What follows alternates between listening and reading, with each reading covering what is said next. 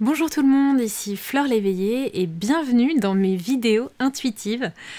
Aujourd'hui, on se retrouve pour parler de vie pro, vie perso, comment concilier les deux ensemble quand on est un entrepreneur. C'est pas toujours évident.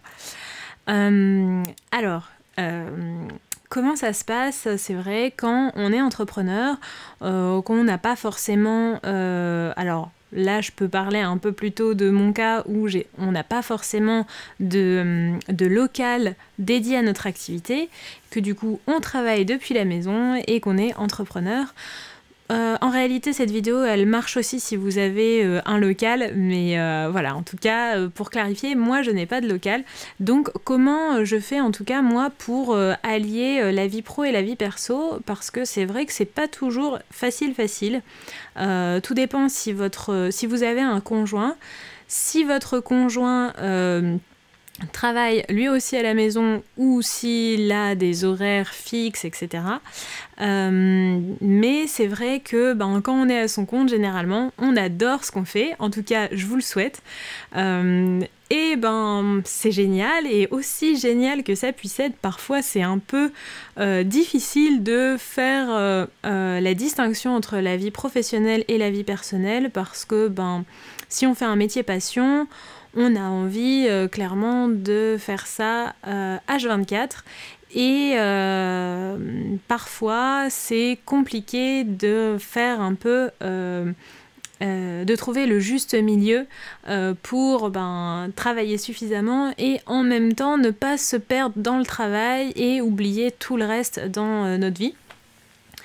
Quand je me suis mise à mon compte, c'est un peu par là que je suis passée, parce que j'avais un peu tendance à tout mettre de côté. Je pouvais garder mon téléphone jusque 22-23 heures, je répondais à des messages à n'importe quelle heure du jour et de la nuit. Ça m'est même arrivé de répondre le dimanche à 22 heures, donc vous voyez, ça prenait un petit peu des proportions pas possibles. Pareil quand je partais en vacances, et encore aujourd'hui, ça c'est quelque chose de compliqué quand on est présent sur les réseaux sociaux. Qu'est-ce qu'on fait quand on part en vacances aussi? Donc je vous propose qu'on aborde ça ensemble, et je ne peux que vous parler de mon point de vue et de mes propres expériences, et je trouve ça hyper intéressant. Donc si vous avez envie de me partager vos expériences et peut-être si vous avez des petits conseils à partager à tout le monde ici, faites-le en commentaire, ça profitera à tout le monde et à moi également, parce que dans le fond, mes vidéos, c'est aussi pour apprendre de mon côté, par vos partages également, donc je serais ravie de lire vos commentaires. En ce qui me concerne, c'est vrai que j'ai parfois, comme je vous disais, eu des difficultés à trouver le juste milieu. Et au bout d'un certain temps, c'était quand même assez pesant, aussi bien pour moi que pour mon conjoint, parce que clairement avoir quelqu'un à côté de soi qui dit attends 2 secondes, je réponds juste à un petit email alors qu'il est 21 heures et que on était en train de se détendre, ou alors à 20 heures quand on est censé passer à table alors que j'ai promis que j'arrêtais de travailler à 18 heures. C'est des choses qui sont pas toujours évidentes. Et puis, il y a aussi le fait que, alors en ce qui me concerne, je travaille dans le domaine du bien-être. Et d'ailleurs, je peux pas vraiment parler de travail parce que clairement, j'adore ce que je fais, je suis passionnée par ça. Et du coup, au bout d'un certain temps, tout peut se transformer un petit peu en travail. Aller voir un thérapeute, assister à un cours de yoga, faire une formation en énergétique ou n'importe quoi. Tout et n'importe quoi peut se transformer potentiellement en travail, ou en tout cas jouer un rôle dans mon activité d'entrepreneur. Clairement, j'aime pas trop parler de travail parce que le travail, c'est un peu associé à la torture, si vous connaissez l'étymologie du mot. Voilà. Mais en tout cas... chaque chose que je fais peut être finalement reliée à ma passion. Et le fait est que parfois c'est aussi important de trouver du temps, et d'ailleurs pas parfois, mais tout le temps, c'est important de faire des césures et de se reconnecter non seulement à soi, mais aussi à nos proches, et en tout cas déconnecter de notre activité professionnelle.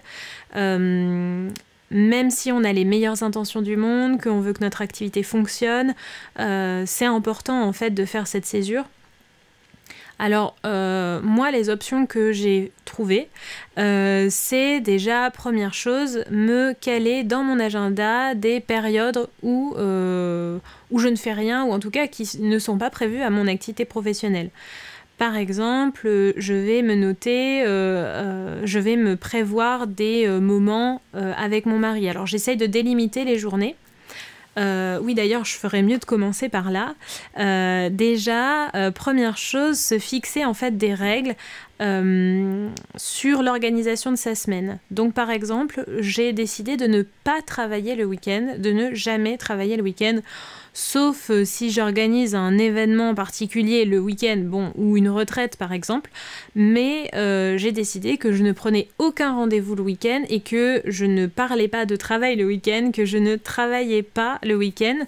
C'est parfois pas évident parce que même les personnes avec qui je travaille, par exemple une amie avec qui on va créer une retraite, un événement ou quoi que ce soit, elle aura pas forcément le même agenda que moi et elle travaillera peut-être le week-end.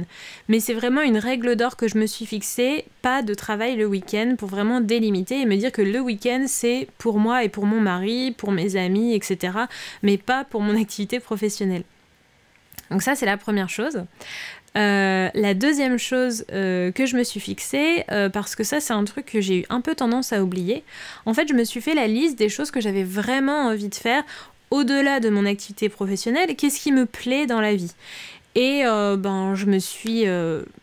parce que c'est vrai que quand j'ai lancé mon activité professionnelle, je me disais, mais c'est ça qui me plaît, je veux faire que ça, etc. Mais il y a quand même d'autres choses assez importantes et qui, au final, contribuent au développement de mon activité sans même que je m'en aperçoive. Donc, par exemple, j'ai quand même d'autres passions dans la vie, ou en tout cas, il y a d'autres choses qui me plaisent et qui sont bonnes pour moi, notamment le sport, ou le chant, j'adore chanter. Et donc, c'est deux activités que j'avais un peu mis à la trappe parce que j'avais pas le temps. Que je mets entre guillemets parce que en réalité le temps c'est qu'une question de priorité et on peut choisir de prendre du temps pour les choses qui ont de l'importance pour nous. Et donc j'ai décidé de me remettre au chant, donc je me prévois des périodes dans mon agenda qui sont prévues à la pratique du chant. Par exemple, demain matin, de 10h à 11h, j'ai un cours de chant, donc voilà, je sais que ça c'est bloqué pour moi. Et puis je me prévois le sport, pareil, j'ai 3 séances de sport dans la semaine que j'organise comme je veux, mais qui sont bloquées dans mon agenda.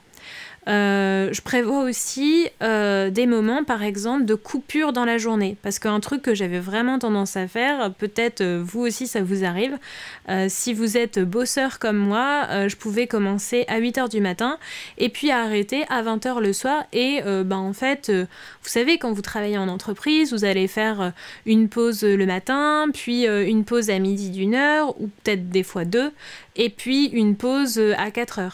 Ça c'est des choses que je faisais pas du tout, donc du coup maintenant je me prévois des moments, quitte à même se mettre un timer sur son téléphone où toutes les 2 heures vous prévoyez une pause pour soit prendre l'air rapidement ou alors vous faire une tisane ou enfin voilà, en tout cas déjà sortir les yeux de l'écran et puis tout simplement extraire un peu votre tête de votre activité professionnelle, ça fait beaucoup de bien et ça permet aussi à la créativité, à l'intuition de revenir un petit peu, parce que sinon on est en surchauffe complète et on est beaucoup dans le mental. Et donc ça, c'est aussi une chose que je fais beaucoup. Je me prévois aussi, surtout le midi, des vrais temps de pause, parce que parfois, j'avais tendance à prendre 20 minutes pour manger, et puis c'était tout, parce que je devais enchaîner des rendez-vous, etc. Donc maintenant, je décale mes rendez-vous plutôt. En tout cas, j'essaye de ne pas en avoir trop sur un laps de temps court, et donc je les étale un petit peu plus, quitte à en prendre moins, tant pis, mais c'est important pour mon équilibre personnel. Et ça, c'est un truc que j'ai vraiment fini par comprendre avec le temps et l'expérience aussi, c'est que on a vraiment le choix de quel type de professionnel, entre guillemets, on a envie de devenir et quel type de vie on a envie d'avoir.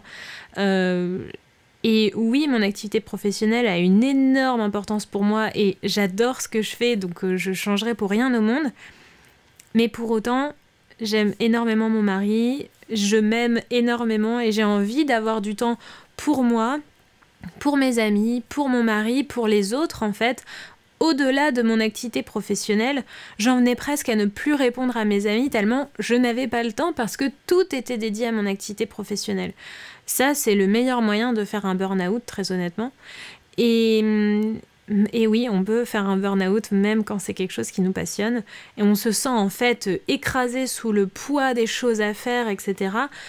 Alors que tout vient de là.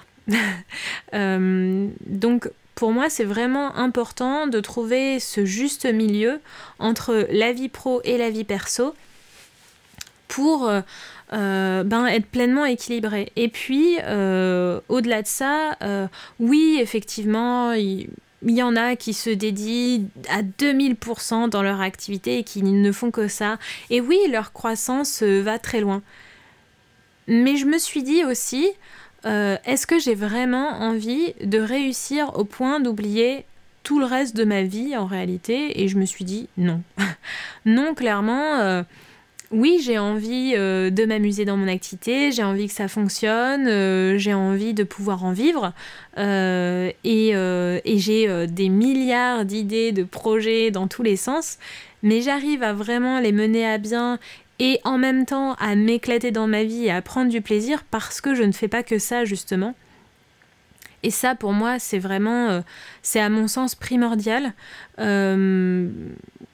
Et c'est justement, c'est aussi important par exemple, si on est thérapeute par exemple naturopathe et qu'on ne prend pas le temps de manger correctement, de faire de l'exercice physique, de se reposer, et je parle de naturopathe mais c'est pareil dans le coaching et dans n'importe quel domaine d'activité, comment peut-on être créatif, inspiré, sortir du cadre, être vraiment...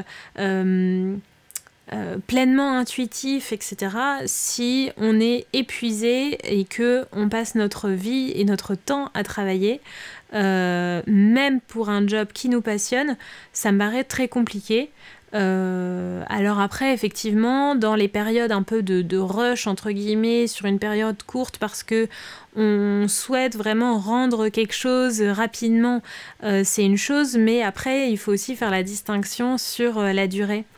Et puis j'avais envie de vous rappeler quelque chose, c'est que vous n'êtes forcé de rien, vous n'êtes obligé de rien, vous ne devez rien faire, tout est de votre responsabilité. C'est vous qui choisissez en tant qu'entrepreneur et c'est moi qui choisis en tant qu'entrepreneur de me mettre cette pression sur le dos, de me dire oui c'est bien beau mais moi j'ai ça, je dois faire ça, je dois faire ça.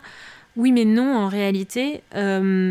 Ok, on a tous des factures à payer, on a tous un tas de choses, on a tout un tas d'obligations qu'on a l'impression d'avoir, mais en réalité, c'est nous seuls qui décidons de notre vie et c'est à nous seuls qu'il appartient aussi de savoir trouver un peu le juste milieu parce que clairement demain... s'il arrive quoi que ce soit à mon mari, en réalité, mon métier, même si je l'adore...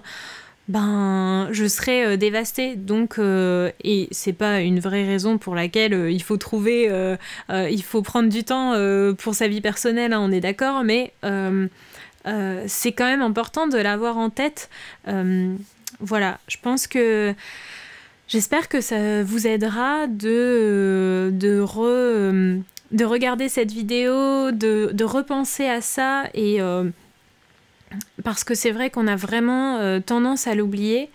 Et d'ailleurs, une autre petite chose, moi je me suis vraiment... j'ai acheté un bureau parce que pendant plus d'un an, en fait, je travaillais sur la table du salon ou parfois dans mon canapé. Et pareil, ça c'est encore important de faire une distinction. Maintenant, j'ai un bureau et quand je suis à mon bureau, je travaille. Sinon, c'est mon espace de vie. J'essaye aussi d'aller travailler à l'extérieur parce que ça c'est un truc aussi qu'on a tendance à ne pas faire. Du coup, c'est on ne marche quasiment plus, on reste enfermé chez soi à travailler comme un petit rat de laboratoire. Et donc ça aussi c'est quelque chose d'important, vraiment. Pensez à faire la distinction entre votre travail et votre vie personnelle, de mettre vraiment des barrières entre guillemets et de vous dire ok, ça c'est encore une autre chose que j'ai appris à faire, c'est à partir de 20h le soir, je ne réponds plus aux messages, j'essaye même à partir de 19h, je ne réponds plus aux messages, j'accepte de ne pas répondre toujours dans les 24 heures. J'accepte en fait de ne pas tout faire parfaitement parce que je n'ai pas besoin que tout soit parfait. J'ai juste besoin de me sentir bien et si je me sens bien, mon activité ira bien. Par contre, si je me surcharge en me mettant une pression monumentale parce que je dois faire ci et je dois faire ça et que tout le reste de ma vie passe à la trappe, je suis persuadée que c'est là où on passe à côté de notre vie en réalité. Voilà, c'est ma croyance à moi en tout cas. Je pense vraiment que c'est important de prendre du temps aussi bien pour sa vie pro que pour sa vie perso. Dites-moi comment vous arrivez à équilibrer et à jongler entre vos deux vies. Et puis, je suis sûre que j'utilise d'autres petites choses. Peut-être je vous ferai une autre vidéo à l'avenir dessus. Et puis, en fonction de comment aura évolué mon activité. Mais en tout cas, je suis impatiente d'avoir vos retours. Sur ce, je vous souhaite de passer une magnifique journée et je vous dis à très vite.